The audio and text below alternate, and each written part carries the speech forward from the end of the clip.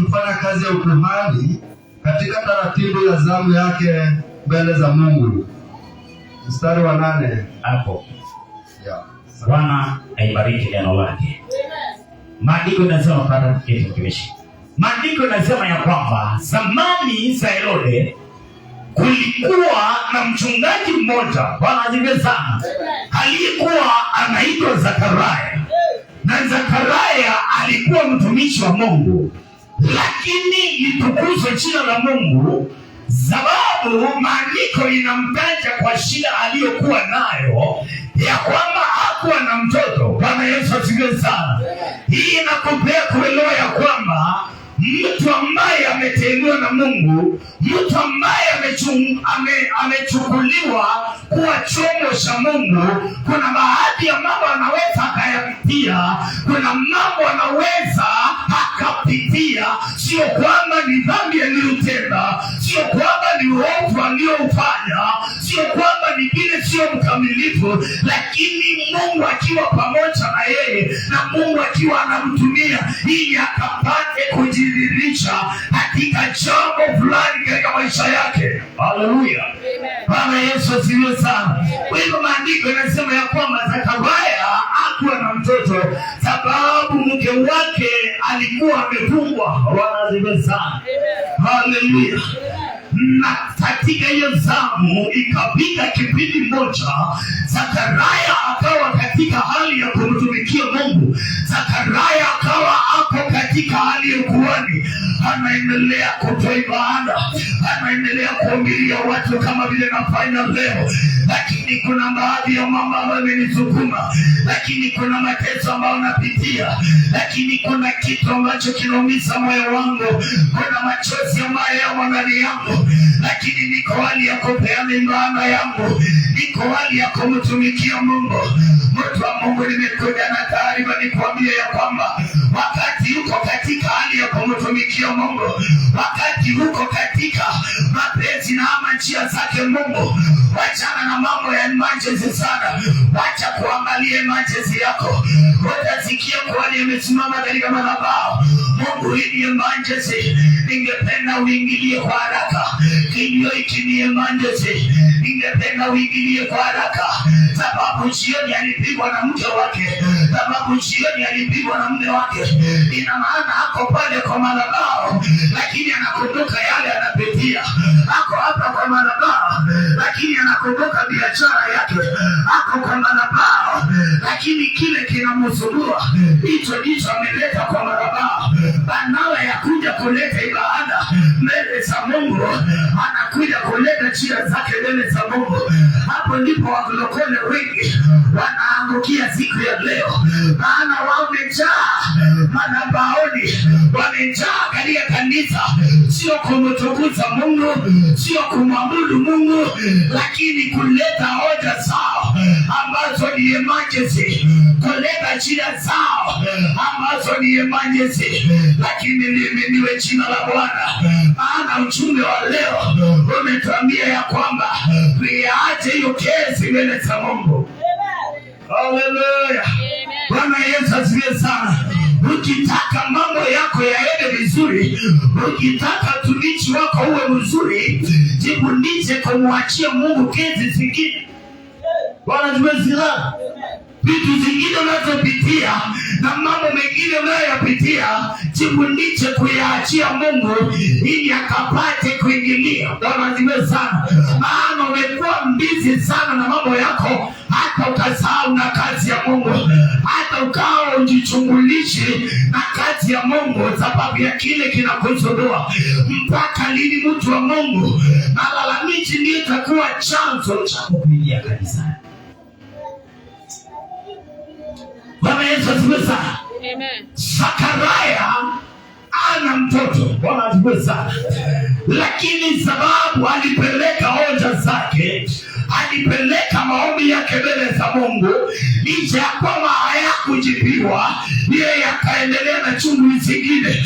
Akawa nikana kwamba ile kesi ameiachia Mungu apate mtoto ama akose kuwa na mtoto, yeye ataendelea kumtumikia. Bwana Yesu asifiwe sana. Na hii itakupea mtu wa Mungu kupata kutulia mahali pamoja na kumwabudu Mungu ukiwa umetulia, sababu utaelewa ya kwamba shida zangu sio mchungaji asitatue, yale ninapitia sio mchungaji ayatatue, lakini Mungu ninayemtumikia anaweza akayatatua. Haleluya! Nikiwa niko na mtoto ama sina, nitamtumikia. Nikiwa nimeinuliwa ama sijainuliwa, nitamtumikia. Nikiwa nimeolewa ama sijaolewa, nitamtumikia. Nikiwa na biashara ama sina, nitamtumikia. Lakini ikiwa utatembea kumhudumia Mungu, yeye anasema ya kwamba anawapenda wale wapendao. Haleluya! Bwana Yesu asifiwe sana. Unajua wewe unaelewa hii kitu, upendo. Haleluya! Upendo, Bwana asifiwe sana. Upendo ni wakati hatutembei na wewe sababu ya kile umebeba. Bwana asifiwe sana. Upendo ni wakati ninapokuangalia naona msaada uko hata kama hauko. Bwana asifiwe sana. Upendo ni wakati ambapo nikiangalia sioni tumaini, lakini sababu ninakupenda naweza kumbali kutembea na wewe. Bwana asifiwe sana. Asante sana ndugu yetu. Yaani upendo ni wakati imefika mahali hautaki kujua ni kuhani ndani yako katika wale madhabahu, lakini kwa hiyo nyumba nimesikia kwamba jina la Mungu linatandwa pale, kwa hiyo naweza nikaingia. Haleluya! Huyo ni mtu akona upendo na Mungu. Huyo ni mtu anayependa Mungu. Huyo ni mtu anamtafuta Mungu. Hatafuti watu, maana wale wanatafuta watu wanaangalia jina kwanza. Haleluya! Wanaangalia hii kanisa limejengwa aje, hii kanisa liko na rangi ama lina, hii lina vioo ama linakaa aje. Haleluya! Anaenda kwa TV yake, anaangalia mazashi, nilisikia naitwa nani hapa kwa TV, anaweza akatokea. Kama atokei hapa kuna Mungu, anaendelea na shughuli zingine. Na huyo hapendi Mungu, huyo anapenda kazi ya Mungu. Bwana asifiwe sana. Bwana asifiwe sana. Lazima utoke pale mtu wa Mungu. Lazima utoke katika hicho kiwango cha kupenda Mungu sababu ametenda, cha kupenda Mungu sababu umeona mchungaji aliye. Bwana asifiwe sana. Bwana asifiwe sana. Karibu nitoka ile ujumbe. Ujumbe unasema ya kwamba live your case to God. Bwana asifiwe sana. Ukaona ya kwamba vile ambavyo Zakaria alikuwa anamtumikia Mungu, akona kesi ambayo angependa Mungu ishughulikie kwa dharura. Akona jambo ambalo ni la kuchekelewa sana. Unajua kwa watu wa Mungu, Bwana Yesu asifiwe sana. Hakuna kitu ngumu ama kitu iliyo na machozi kuoa mwaka wa kwanza, wa pili, wa tatu. Bwana asifiwe sana. Ni miaka kama. Bwana asifiwe sana. Yaani miezi imepita, miaka nayo imepita na hauna mtoto. Bwana asifiwe sana. Bwana asifiwe sana. Haleluya. Haleluya. Yaani uko katika kumtumikia Mungu, lakini weakness yako ndio kicheko chako na adui. Haleluya. Adui anapokuangalia anakueleza hauna hiki. Bwana asifiwe sana. Unajua nayo Bwana asifiwe sana.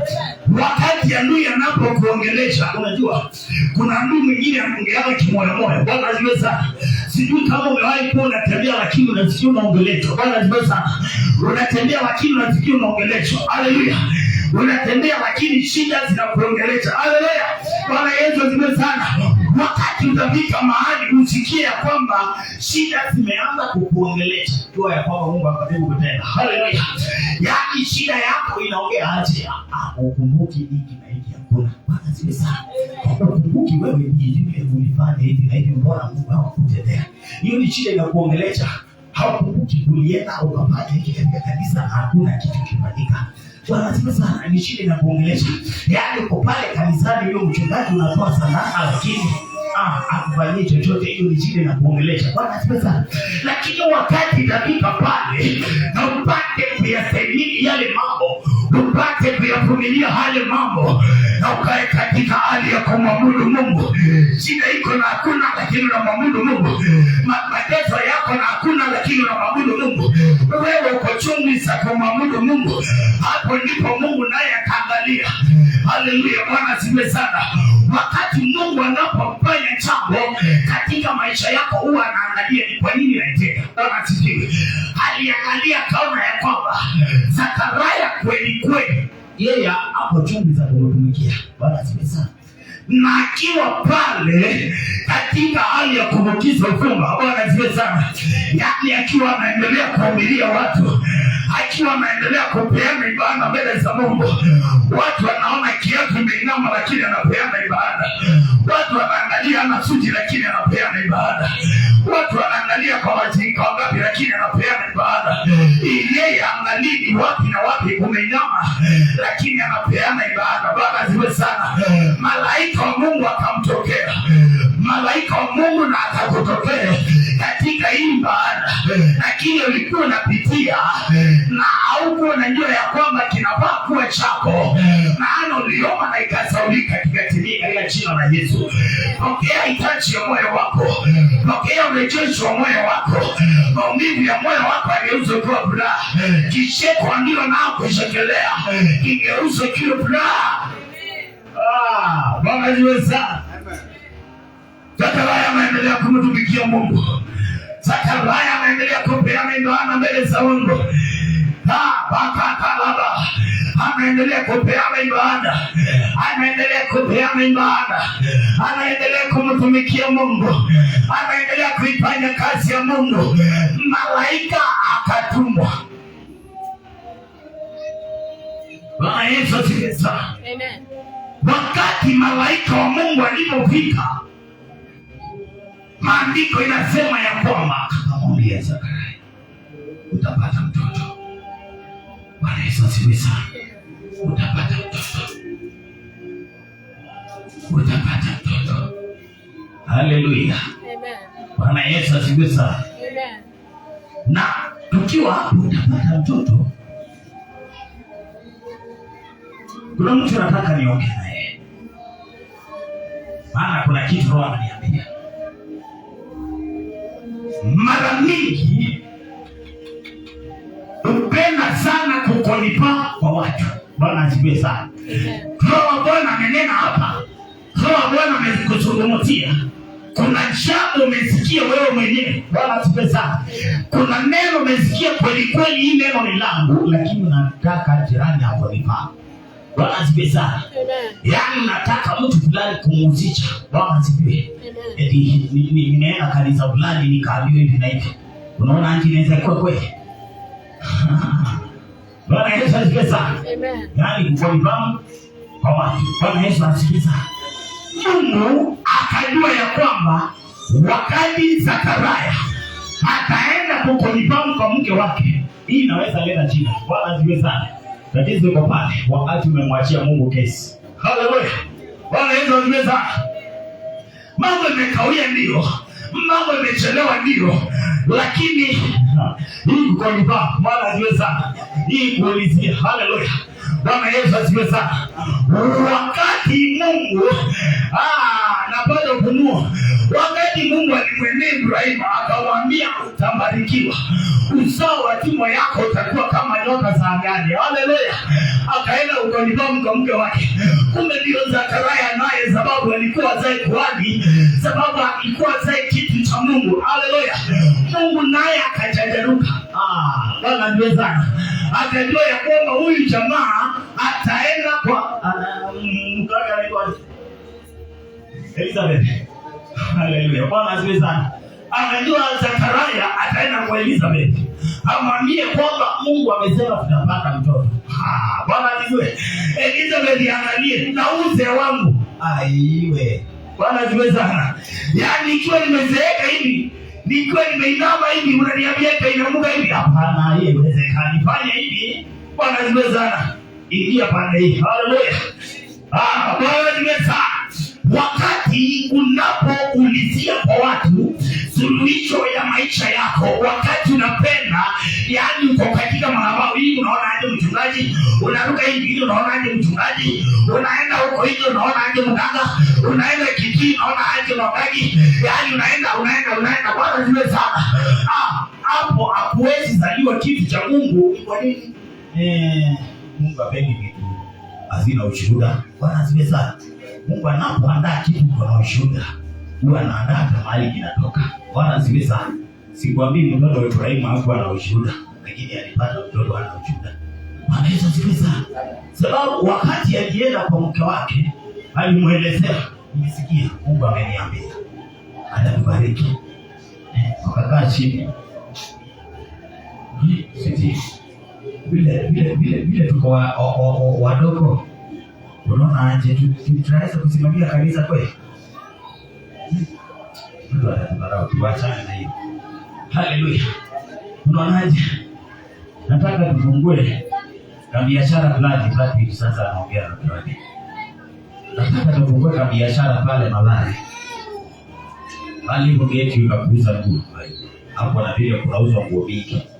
Bwana sikia sana.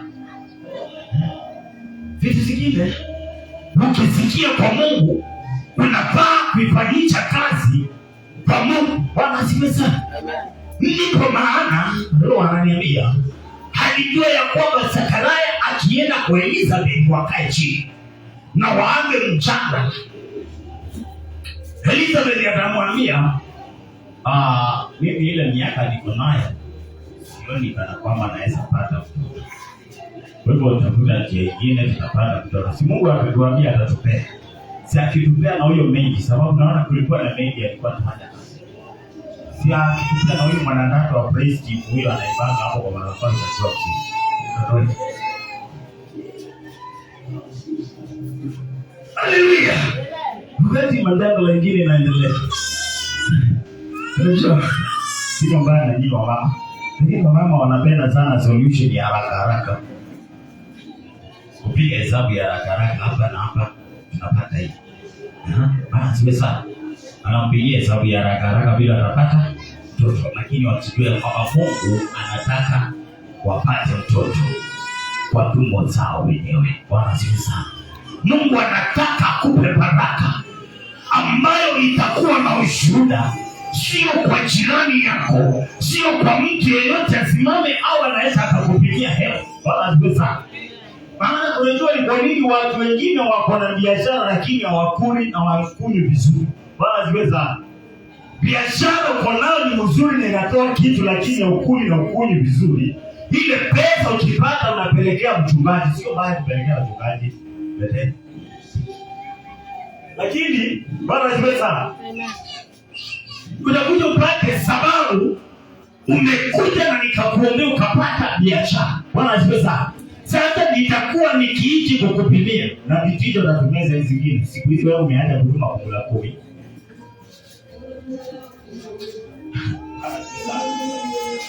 Siku hizi naona umeanza kuja kanisa.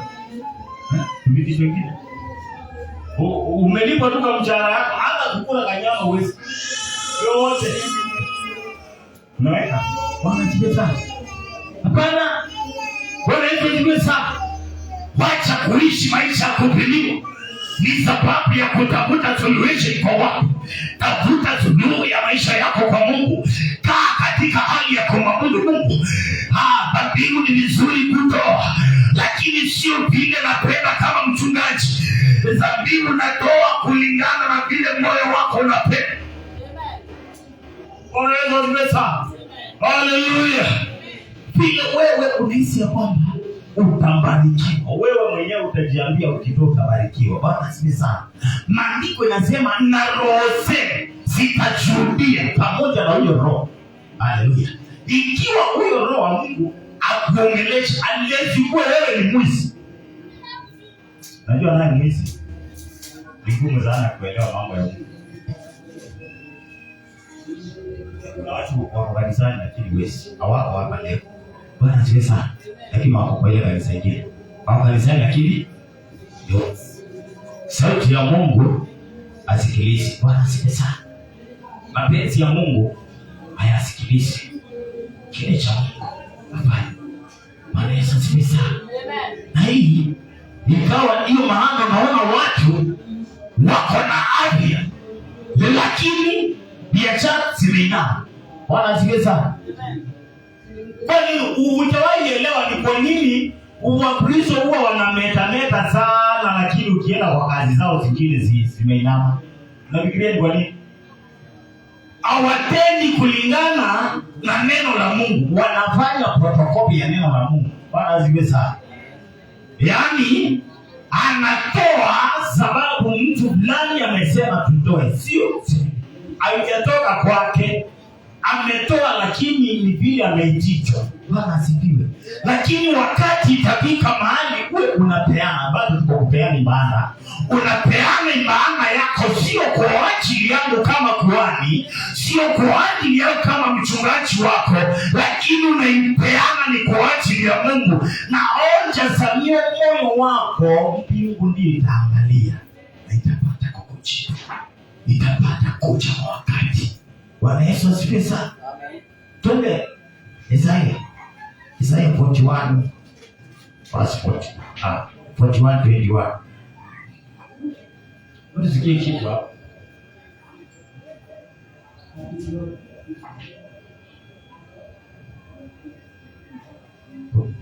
Kwani imani yako mtumaji?